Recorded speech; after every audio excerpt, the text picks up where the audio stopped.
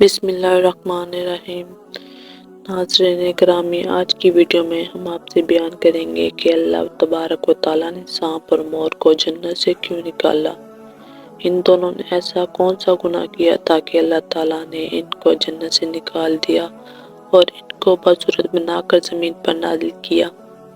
اور چپکلی نے ایسا کون سا گناہ کیا تھا کہ حضور پاک صلی اللہ علیہ وسلم نے اس کو قتل کرنے کا حکم دیا؟ ناظرین، سانپ اور مور جنت سے آئے ہوئے جانور ہیں۔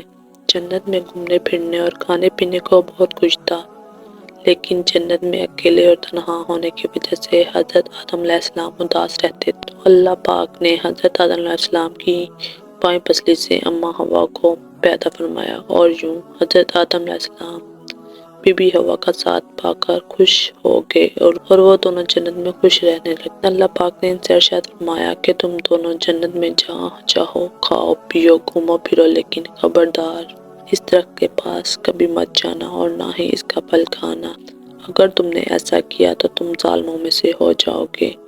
سانپ اور مور بھی اس وقت جنت میں رہتے تھے اور وہ دونوں جنت سے باہر آیا جایا کرتے تھے۔ اس وقت سانپ کے پیر بھی ہوا کرتے تھے اور سانپ کے منہ سے امرت کی بہت اچھی خوشبو آیا کرتی تھی۔ مور آج جتنا خوبصورت دکھائی دیتا ہے، وہ اس سے بھی کئی گنا زیادہ خوبصورت تھا۔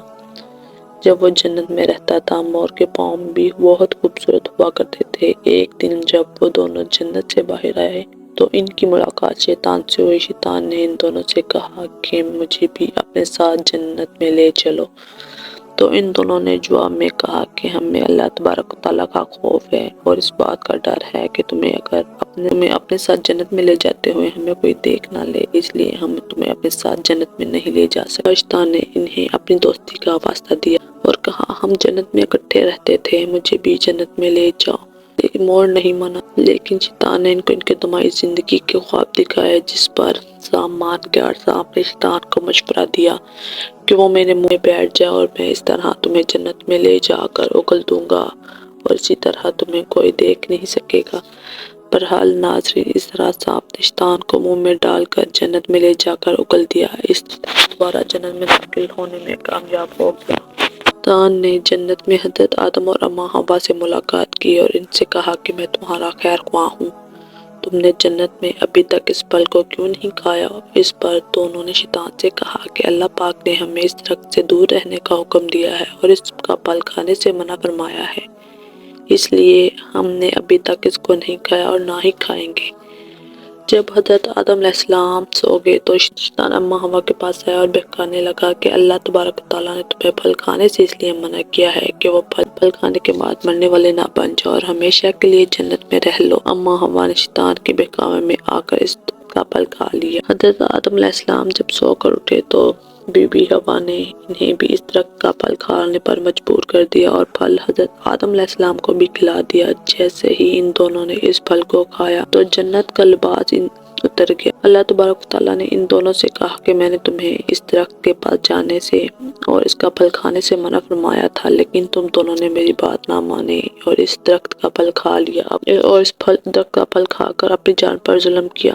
تبھی حضرت آدم اور بی بی حوا نے اپنی غلطی کا احساس ہوا اور انہوں نے اللہ پاک سے معافی مانگی۔ اللہ پاک نے ان دونوں کو معاف فرما دیا۔ اللہ تعالیٰ نے انہیں جنت سے نکال کر زمین پر نازل فرما دیا اور کہا زمین پر ایک خاص وقت تک تمہارا ٹھکانہ ہے اور تم زمین پر ہی رہو گے۔ اللہ پاک نے شیطان کو جنت میں لے جانے پر مور کی خوبصورتی چھین لی اور جن پیروں سے وہ شیطان کو جنت میں لے کر آیا تھا ان کو بدصورت بنا دیا۔ اور جس سانپ نے مور کو شیطان کی مدد کا مشورہ دیا تھا، اللہ تبارک و تعالیٰ نے اس کے منہ سے امرت کی خوشبو چھین کر سانپ کے منہ میں زہر بھر دیا اور اس کی ٹانگیں چھین کر مور اور سانپ دونوں کو جنت جیسی خوبصورت جگہ سے ہمیشہ ہمیشہ کے لیے نکال دیا۔ ناظرین گرامی، چپکلی ایک رینگنے والا جانور ہے، وہ ہمارے گھروں میں اکثر پایا جاتا ہے۔ چپکلی کی کچھ اقسام تو بالکل زہریلی نہیں ہوتی، لیکن کچھ اقسام زہریلی ہوتی ہے کہ اگر وہ انسان کو اپنی زبان لگا دے تو انسان مر سکتا ہے۔ چپکلی ایک ایسا جانور ہے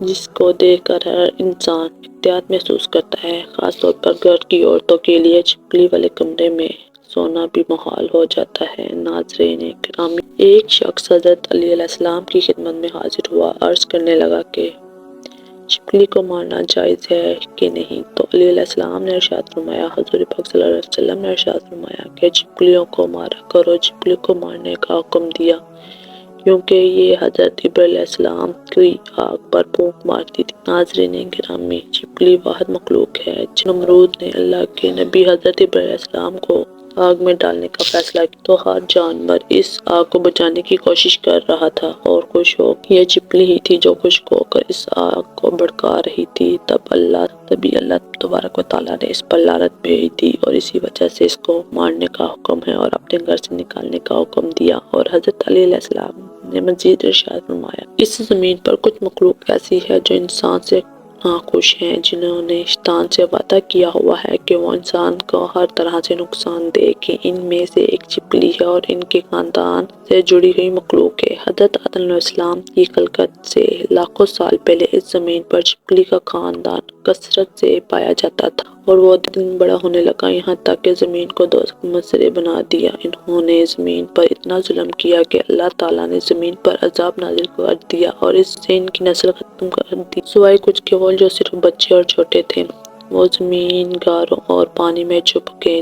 جیسے جیسے وقت گزرتا گیا وہ حضرت وجود میں بے انتہا رہنے لگے، یہاں تک کہ حضرت آدم علیہ السلام کا زمانہ آ پہنچا تو شیطان نے اس کی خلقت کے وجود میں یہ بات ڈال دی کہ تمہارے وجود کو حضرت آدم علیہ السلام کے لیے ختم کر دیا گیا تھا۔ تب سے اس نسل کی مخلوق انسان سے نفرت کرتی ہے اور کوشش کرتی ہے کہ انسان کو نقصان پہنچایا جائے۔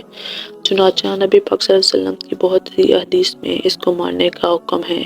ایک موقع پر نبی کریم صلی اللہ علیہ وسلم نے ارشاد فرمایا، جو شخص کسی کیڑے، چھپکلی اور کرکٹ کو پہلی چوٹ پر مار ڈالے اس کے لیے 100 نیکیاں رکھ دی گئی ہیں، اسی طرح جو دوسری چوٹ پر مارے وہ اس سے کم اور تیسری چوٹ پر مارے تو اس سے کم۔ باحوالہ صحیح مسلم شریف حدیث نمبر 2240۔ اللہ پاک سے دعا ہے کہ اللہ پاک نے حفظ و ایمان میں رکھے اور ہم سب کو نیک عمل کرنے کی توفیق دے اور گناہوں سے بچنے کی توفیق عطا فرمائے، آمین۔